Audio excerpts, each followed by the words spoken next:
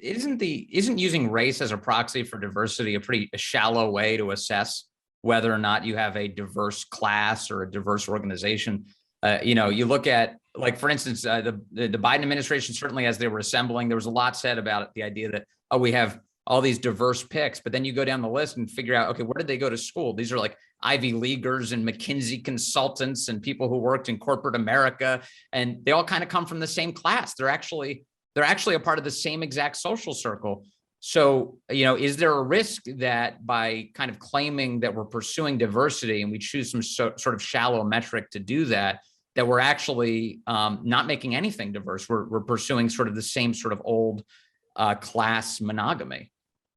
There's a risk if race was the only and dispositive factor, and I would totally oppose that. But I don't think it's a risk if race is one of the considerations. So, of course, there are a lot of exclusions. Rural America is often excluded.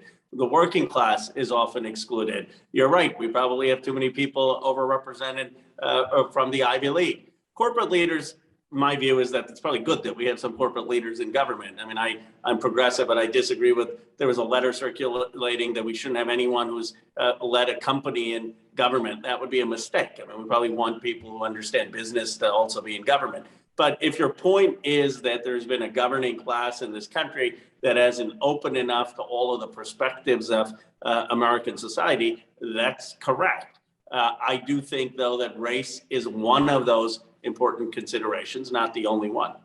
What do you think, in California in particular, I believe it was Prop 16, this effort to basically say, yeah, we should have some racial discrimination when it comes to admissions, that it was an affirmative action proposition. And so California, interestingly, as liberal as it is, as pro-Democrat party as it is, has, it's law right now that you can't racially discriminate in the state. And when it's been put on the ballot, the voters have said, no racial discrimination. So can I interrupt here?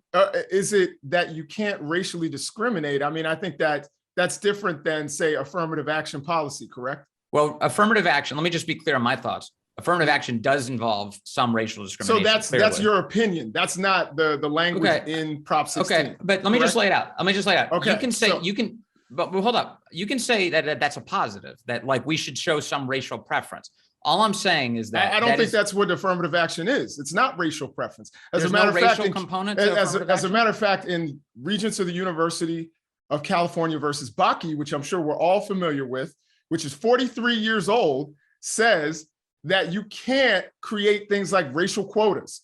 So there's really no, basically the idea behind affirmative action is that if you have two equally qualified candidates, you don't take an underqualified candidate over someone who is better qualified because of their race. That would be discrimination. And I would agree with you. I think we all three would agree that we should get rid of that. But Jason, that's not the law. Jason, hold tight. Just on this, let me clarify on this point, and then I'll let the congressman and you can answer. So if you have two equal candidates and you have to assess, and the winner is going to be whoever has a certain race, you're demonstrating a racial preference, no? Well, I think you should, and I'll tell you why.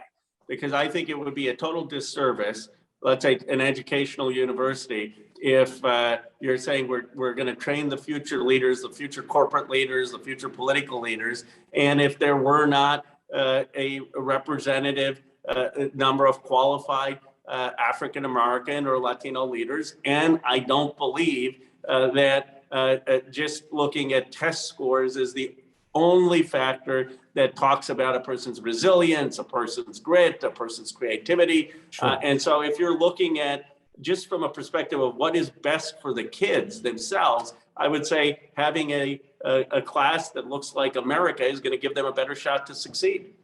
How are they going to, let me ask you this. You're the CEO of Apple Computers. Hypothetically, because they're in my district. And you've never been exposed to significant Black or Latino leaders in your education.